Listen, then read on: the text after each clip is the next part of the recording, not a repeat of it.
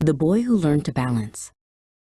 Kai lived in a world of invisible lines. Everyone walked them, from the baker to the king. Kai used to dance on his, but one morning, after a great and silent loss, his line began to tremble. Just kneeling felt like a mountain's peak.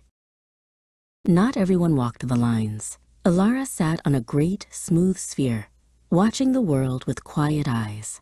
She saw Kai fall and rise and fall again. She saw the wobble in his world. One day, she rolled her sphere near his trembling line. "Your world is different now," she said, her voice like soft chimes. "It has given you a new kind of sight, a new kind of strength." She held out a small ball, no bigger than his hand. For 3 long months, Kai's only task was to kneel and balance the small ball. Some days, it felt impossible. The world would tilt, and the ball would roll away, a tiny, runaway moon. He made lists of his failures, each one a heavy stone. Then, Alara began to toss the ball. "Don't be afraid," she'd say as it flew. "You feel the wobble more than others. You are a highly sensitive person. It is not a weakness. It is your guide. It tells you where the world is thinnest."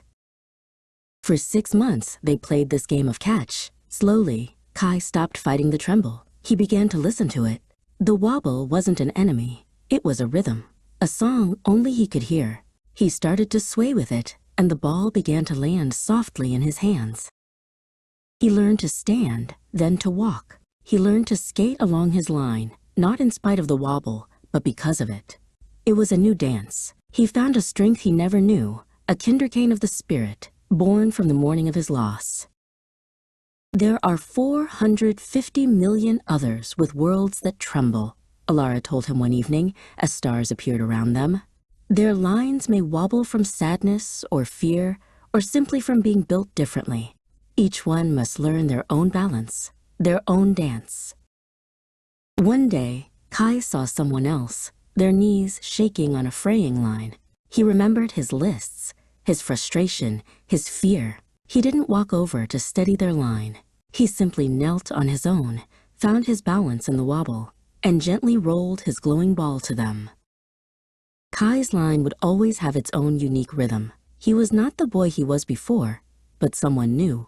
Someone who knew the geography of a trembling world, and who understood that the bravest thing you can do is learn to balance and then pass the ball.